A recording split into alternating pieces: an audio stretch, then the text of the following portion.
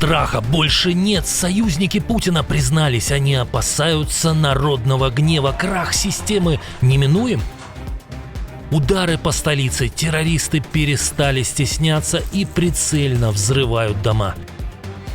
План согласован. Каким будет ответ западных союзников на нарушение перемирия Москвой? Денег нет, держитесь. Чиновники призвали россиян экономить на всем. Дружба дружбой, но партнер Кремля окончательно отворачивается от него.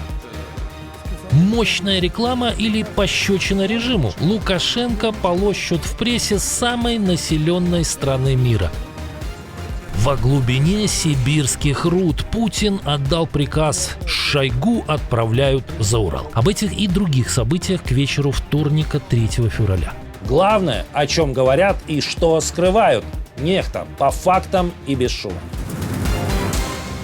Режим, который годами помогал Кремлю бомбить Украину, трясется и трясется от страха. Власти Ирана все чаще говорят о риске краха системы, если США нанесут военный удар.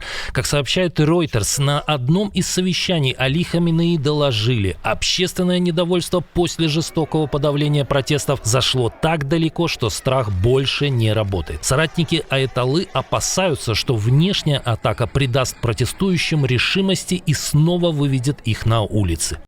Люди крайне возмущены. Стена страха пала, страха больше нет. Людям больше нечего терять, пояснил собеседник. Другой источник агентства, действующий иранский чиновник, предположил, что новые протесты могут быть куда яростнее прежних. Цитирую: «Атака США в сочетании с демонстрациями разгневанного населения может привести к краху правящего режима». Об этом предупреждают и представители оппозиции, в частности, бывший премьер-министр Ирана Мир Хосейн Мусави, находящийся под домашним арестом с 2011 года. Река горячей крови, пролитая в холодный январь, не перестанет кипеть, пока не изменит ход истории. На каком языке люди должны сказать, что больше не хотят эту систему и не верят вашей лжи? Хватит, игра окончена. Протесты в Иране вспыхнули в конце декабря и достигли пика в январе. Официально власти признали гибель более 3000 человек, но по данным правозащитников счет может идти на десятки тысяч. В свою очередь, Дональд Трамп заявил, что переговоры с Ираном продолжаются, но кораблям и самолетам никто отбой не давал. Прямо сейчас мы ведем с ними переговоры. Мы ведем переговоры с Ираном. И если бы мы смогли что-то уладить, это было бы здорово. А если нет, вероятно, произойдут плохие вещи. Хозяин Белого дома напомнил, что американские военные корабли не только не развернулись домой, а продолжают двигаться к Ирану. Причем Трамп не преминул подчеркнуть, что эта эскадра мощнее, чем та, которая была послана к берегам Венесуэлы перед поимкой Мадуро. Поделился Трамп и своими оценками по поводу российской агрессии. Я думаю, что мы впервые очень хорошо справляемся с Украиной и Россией, и я думаю, что у нас, возможно, будут хорошие новости. Примерно в то же время, когда Трамп произносил эти слова, Кремль послал миру очередной сигнал, свидетельствующий о том, как его обитатели желают мира. Ночью Россия атаковала сразу 8 областей Украины, 450 дронов и 71 ракета, в том числе рекордное число цирконов и ониксов – 4. Ранее максимальное число таких ракет во время одной атаки составляло всего 2 штуки. ПВО сбило или подавило 450 целей, 38 ракет и 412 беспилотников различных типов. Очередное российское преступление против человечества, попытка зимнего геноцида от российских нелюдей. Цели не военные, исключительно гражданские. Сотни тысяч семей, в том числе дети, целенаправленно оставлены без тепла в самые суровые зимние морозы, когда температура на улице минус 25 градусов по Цельсию. Самые тяжелые удары пришлись по Киеву и Харькову. В столице повреждения зафиксированы сразу в 5 районах. Без отопления более 1000 многоэтажек. Есть пострадавшие. В Харькове властям пришлось пойти на крайний шаг. Слили теплоноситель в 820 домах, чтобы сети не замерзли и не были уничтожены полностью. В Одесской области в результате удара агрессоров по энергетической инфраструктуре без света остались более 50 тысяч человек. Владимир Зеленский написал о 9 раненых. Воспользоваться самыми холодными днями зимы для террора против людей для России важнее, чем воспользоваться дипломатией. Без давления на Россию завершения этой войны не будет. Сейчас Москва выбирает террор и эскалацию, и поэтому нужен максимальный нажим.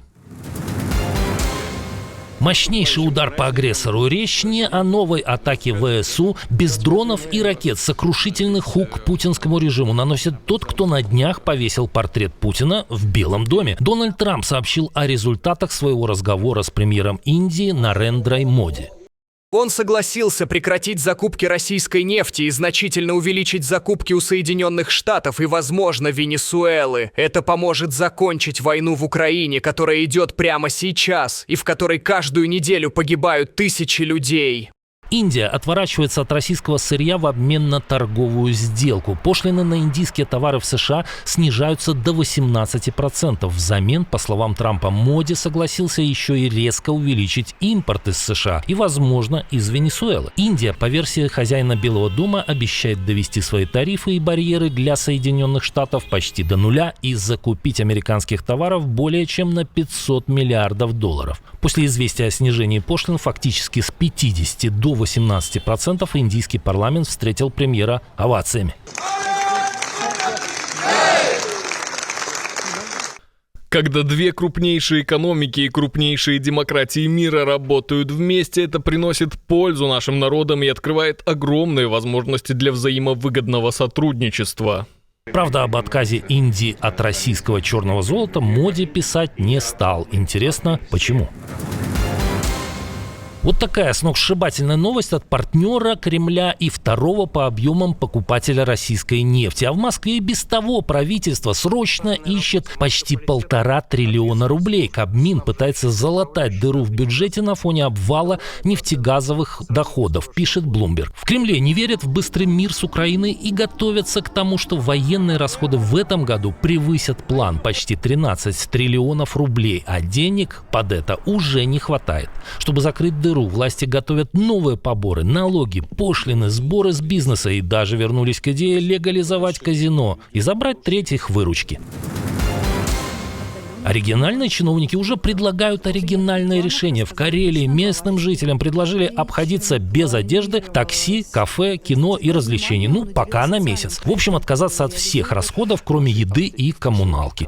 Такой пост опубликовал Минфин Карелии в соцсети ВКонтакте, назвав начинание модным словом «челлендж». Пост вызвал бурю в комментариях. После этого запись сначала отредактировали, а потом удалили.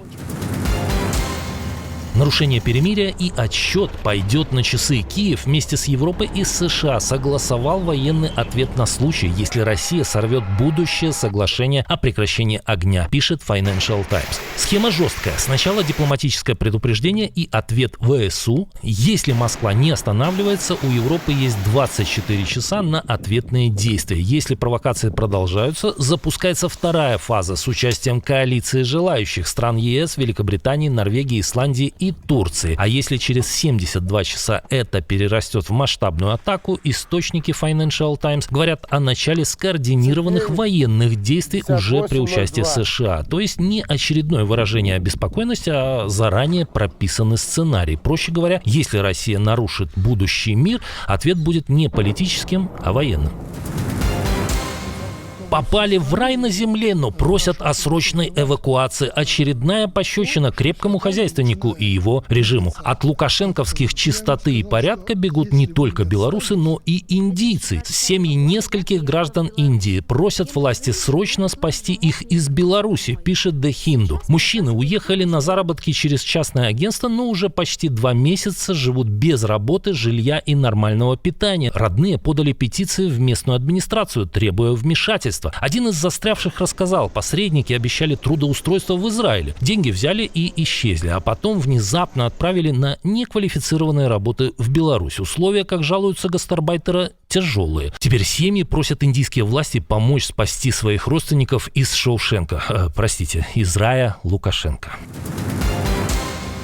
Многих друзей бывшего министра обороны уже посадили, теперь и дочь отправляют за Урал. Правда, не в колонию. Премьер Михаил Мишустин лично назначил Ксению Шойгу гендиректором инновационного научно-технологического центра «Долина Менделеева», который находится далеко за Уралом, в Красноярске. Центр по личному поручению Владимира Путина будет управлять созданием кластера глубокой переработки цветных, редких и редкоземельных металлов ангара в Енисейском регионе. Долина Менделеева – ключевой проект по технологическому суверенитету. Речь идет о переработке редкоземельных металлов, технологиях хранения энергии и искусственного интеллекта для промышленности. В планах тысячи рабочих мест, заводы, добыча лития и вычислительный центр искусственного интеллекта. География: Сибирь, Красноярский край, Иркутская область, Хакасия, Тува. Классификация у дочери бывшего министра самая что ни на есть подходящая. До этого 35-летняя Ксения занималась туристическим проектом. 4-й год мы открываем очередь за очередью разные туристические пространства. В НТЦ подчеркивают ее опыт работы с зарубежными инвесторами. Как думаете, получится? Китай бросает вызов Тайваню и США. Лондон наносит удар Москве на дипломатическом фронте. Десятки жертв морозов только в одной стране Европы. Насильник в королевской семье. Об этом мы рассказывали в прошлом выпуске.